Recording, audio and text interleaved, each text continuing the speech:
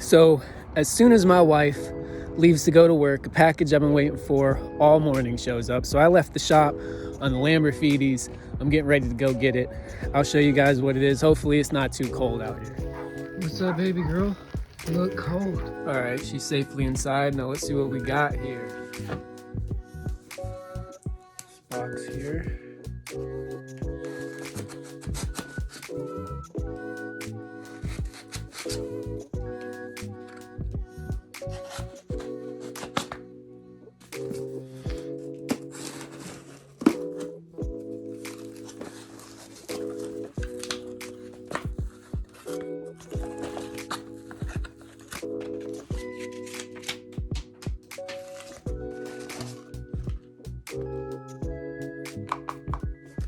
That's what I'm talking about. It's a good box right there. That's a shit box. Like an old car. All right.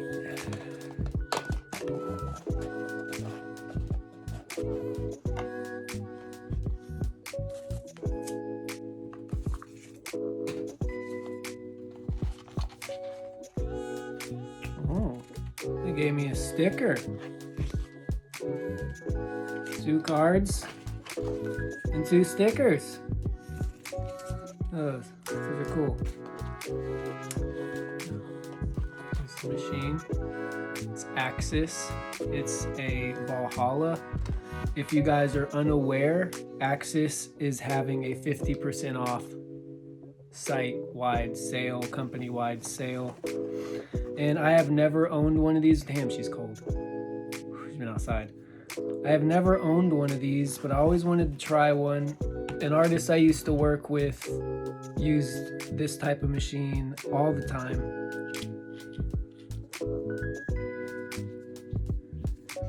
And he did a lot of really good work with it. Got some extra rubber bands in there. It gave me a choice of my own grip. I kind of just went with the standard 1-inch. You guys, kind of hard to see, but it has adjustable stroke from 4.2 to 3.8, 3.4, 2.9, and 2.5. So there's a lot of range of what this little guy can do. This thing did not come with a battery, so whenever I get back to my shop tomorrow, I'll be making another video with the battery in it, and hopefully have some client come in that'll be willing to let me make a short video of me actually using it on them. But like I said, the site is 50% off. I'm not sure if they're transitioning to another company or if they are being bought out. I'm not entirely sure, but like all of their products are 50% off. This is between a $650 to $700 machine. I got it for a little over $300. Well, I've never used it before, but there are a lot of good guys that have used them, and I've always wanted to have one and never really wanted to spend $700 on one that I didn't have to. So anybody else out there that is wanting to try an Axys rotary tattoo machine, they are very good quality. Oh yeah, I almost threw this away. This is kind of important.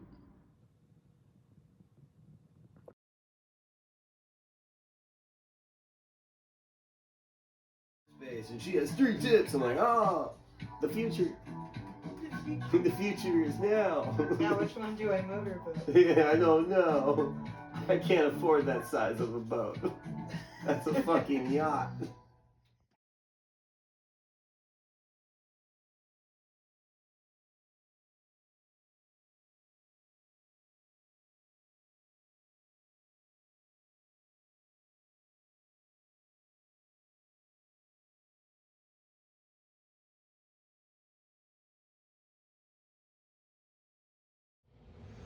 Hey guys, it's time for the review. The Axys Valhalla. I have these Ambition batteries. I love these Ambition batteries. So that's what I decided to marry the Axys to. As you've seen, it does pull straight solid lines. It does pack black. That being said, my main complaint with it is that it just doesn't have the power to it that I expected it to have. Show you some of the features of the Axys Valhalla, some parts that I really like about it. So you run it. Instead of having a click method, it's completely lenient on exactly how far you want that needle to hang out. It's one of my favorite parts about it. And it doesn't really seem where the needle hang is, it doesn't really seem to affect the noise or the way it flutters very much, which I think is super nice too. I really have that adjustment, whether I want those fine, delicate lines or if I want that puddle to drop. That's really nice, I think. I haven't really played much with it as far as any other stroke but the 4.2. I like the higher strokes, and I have other machines at like 3.5, 3.2, 4.0, stuff like that. They're just set that way. So I didn't have anything that was at 4.2. So that's just where I've pretty much been keeping this thing. I don't really care personally for how small the grip was. I probably should have got the bigger grip, but I started doing the whole paper towel method to make it a little bigger and a little squishier, and that helped a lot. I enjoy this machine quite a bit. It's been a couple months now since I've had it, and here's what it sounds like with the mag.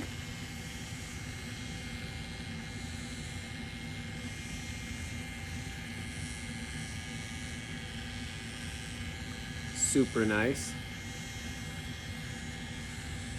This thing's pretty good. It's pretty versatile. It's good at color packing. I've been able to do fine lines with it pretty well without filleting the skin, although I do have to run it at a very low voltage in order to do that.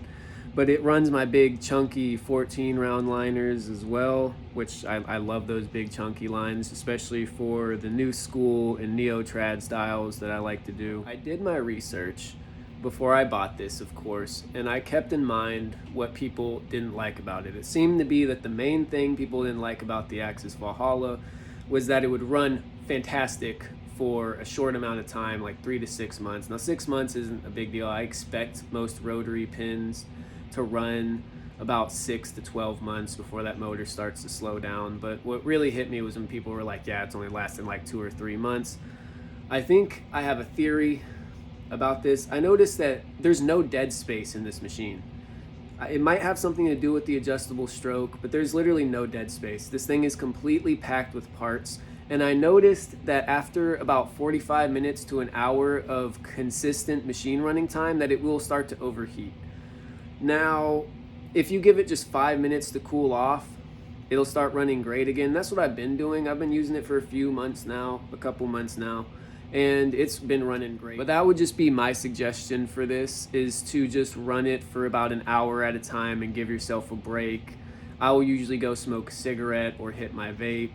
If you don't do anything like that, just, have a snack, drink some water, bullshit with your client a little bit, get them joking and stuff. Just burn that time up, figure out some way to burn up 5 minutes, get it to cool off again. And I think it'll run for a long time. It also helps that I use these things, these disposable silicone machine stands. They're very soft, and even though I don't run them sitting on the stand, I'll have them pause. It's still just something a lot more softer than the raw metal. I know a lot of artists don't use the machine stands, but I personally recommend them because I feel like to a certain degree they do help your machine last longer because it gives you something soft to set your machine on rather than just raw metal. I'm still on my second year of using rotary pins. The first 8 years that I tattooed, I consistently used coils. I was loyal to the coil. I was very stubborn about it. These last couple years, I got into rotary, so I haven't used a whole lot of them.